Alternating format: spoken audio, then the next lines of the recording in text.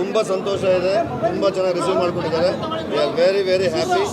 Thanks to the whole media and Kannada ಜನತೆಗೆ ನಮಸ್ಕಾರ. Sir, ಪ್ರೇಮ ಕಥೆ ಅಂದರೆ ಡೈಲಾಗ್ಗಳು ತುಂಬ ಇಂಪಾರ್ಟೆಂಟ್ ಆಗುತ್ತೆ. ನಿಮ್ಮ ಡೈಲಾಗ್ನ ಜನ ಮೆಚ್ತಾ ಇದ್ದಾರೆ, ಏನು ಅಲ್ಲ, ಒಂದು ಸಿನಿಮಾ ಹುಟ್ಟಿಸುವಾಗಿದ್ದಂಥ ಕಷ್ಟ ಅದು ಹುಟ್ಟಿದ ಮೇಲೆ ಜನರಿಗೆ ತಲುಪಿ ಅವರು ಅದನ್ನು ಪ್ರೀತಿ ಮಾಡಿ ಇವತ್ತು ಬರ್ತಾ ಪ್ರತಿಕ್ರಿಯೆಗಳು ಹೆಂಗಿದೆ ಅಂತಂದರೆ, ಆಡಿಕೊಂಡವರ ಎದುರುಗಡೆ ಆಡಿ ಬೆಳೆ ಮಗನೆ ಅಂತ ಹೇಳ್ತಾರಲ್ಲ, ಆಡಿಕೊಂಡವರೆಲ್ಲ ಇವತ್ತು ಹಾಡಿ ಮಾತಾಡ್ತಾ ಇದ್ದಾರೆ. ಅವ್ರಿಗೆಲ್ಲ ತುಂಬ ಧನ್ಯವಾದಗಳು. ಮೆಚ್ತಾ ಇರೋರಿಗೆ, ಮೆಸೇಜ್ ಮಾಡ್ತಾ ಇರೋರಿಗೆ, ಖುಷಿ ಪಡ್ತಾ ಇರೋ ಎಲ್ಲರಿಗೂ ಧನ್ಯವಾದಗಳು.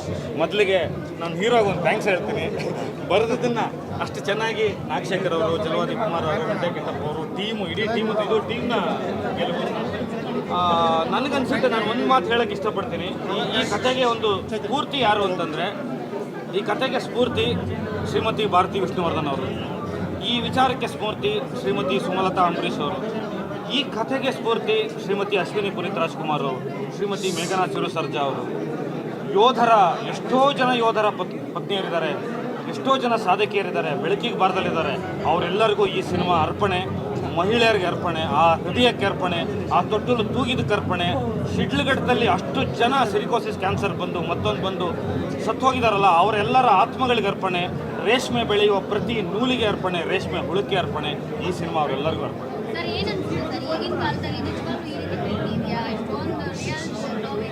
ಎಷ್ಟಮ್ಮ ವಯಸ್ಸು ಈಗಿನ ಕಾಲದಲ್ಲಿ ಅಂದರೆ, ನಾನು ಬದುಕಿದ್ದೀನಲ್ವ ಈಗಿನ ಕಾಲದಲ್ಲಿ.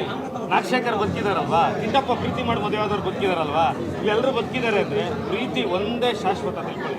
ಅದು ಎಲ್ಲ ಕಾಲಘಟ್ಟಕ್ಕೂ ಎಲ್ಲ ಥರದಲ್ಲೂ ಅನ್ವಯ ಆಗುತ್ತೆ. ಪ್ರೀತಿ ಹೇಳೋಕ್ಕೆ 100 ದಾರಿ.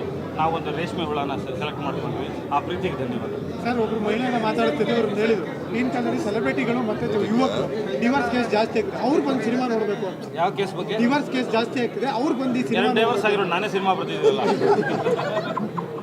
ಎಲ್ಲರೂ ನೋಡಬೇಕು.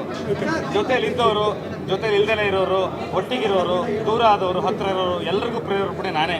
ತುಂಬ ಸಂತೋಷವಾಗಿ ಬದುಕ್ಬೋದು ಅವ್ರ ನೆನಪಲ್ಲಿ ಏನಕ್ಕೆ. ಅದೇ ಈ ಸಿನಿಮಾ. ಲೈಫ್ ನೆನೆಸ್ಕೊಂಡ್ರೆ ಡೈಲಾಗ್ ಬರ್ತದೆ. ನನ್ನ ಜೀವನ ಬರೆದ್ರೆ ನೀವು ನೋಡೋಕ್ಕಾಗಲ್ಲ, ಗೌರವಾಗಿರುತ್ತೆ.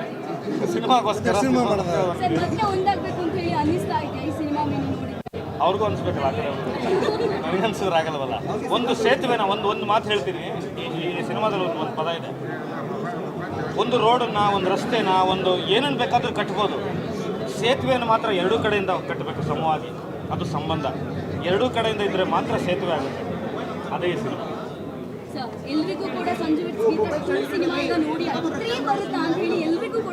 ನಿರ್ಮಾಪಕರಿದ್ದಾರೆ, ಕೇಳಿ.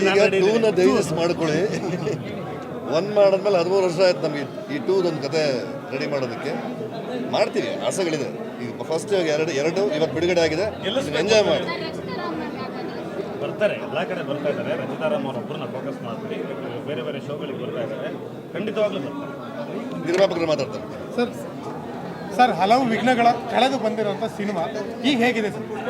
ನೀವು ಹೇಳ್ಬೇಕು ಅದು ಸಿನಿಮಾ ಹೆಂಗಿದೆ ಅಂತ, ಆಡಿಯನ್ಸ್ ಹೇಳಬೇಕು. ನಮ್ಮ ಕರ್ತವ್ಯ ಮಾಡಿದ್ದೀವಿ, ತುಂಬ ಚೆನ್ನಾಗಿದೆ. ಕಿಟ್ಟಪ್ಪ ಅಂತೂ ಅದ್ಭುತವಾಗಿ ಮಾಡಿದ್ದಾರೆ. ಚಂದ್ರನ ಡೈಲಾಗ್ ನಡೆಸಿದೆ, ನನಗೆ ಕಣ್ಣಲ್ಲಿ ನೀರು ಬಂತು. ನಾನೇ ಇವತ್ತು ಫಸ್ಟ್ ನೋಡಿದ್ದು. ರೈಟಿಂಗಲ್ಲಿ ನೋಡ್ತಾ ಇದ್ದು, ನಮಗೇನು ಫೀಲ್ ಆಗಿರಲಿಲ್ಲ.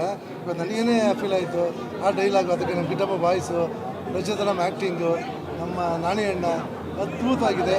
ಜನಗಳಿಗೆ ತಲುಪಂಥ ಕೆಲಸ ಮಾಡಿ ಎಲ್ಲರೂ ಬಂದು ನೋಡಲಿ ಅಷ್ಟೇ. ನನ್ನ ಇನ್ನೇನು ಮಾತೇ ಬರ್ತಾ ಇದೆ. Thank you sir. ಫಸ್ಟ್ ಅಂದ ತಕ್ಷಣ ಒಂದು ರಿಪೋರ್ಟ್ ಬಂದುಬಿಡುತ್ತೆ ಪ್ರೊಡ್ಯೂಸರ್, ಹೀಗೆ ನಡೀತಾ ಇದೆ.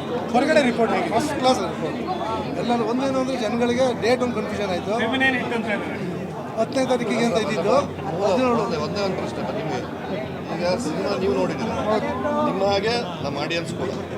ನಿಮ್ಗೆ ಎಷ್ಟು ಖುಷಿಯಾಗಿದೆ ಅದನ್ನು ನೀವು ತೋರಿಸಿ, ಆಡಿಯನ್ಸ್ ಬರೋ ಹಾಗೆ ಮಾಡಿ. ಅವ್ರು ಬಂದು ಸಿನಿಮಾ ನೋಡ್ತಾರೆ, ನಿಮಗೆ ಖುಷಿಯಾಗಿದೆ, ಅವ್ರಿಗೆ ಖುಷಿಯಾಗೋದು 100% ಹಾಗೆ ಆಗುತ್ತೆ. Thank you very much. Thank you. ದುಶ್ಮನ್ಗಳು ಇಷ್ಟಪಟ್ಟವ್ರು ಸಿನಿಮಾನಿದೆ.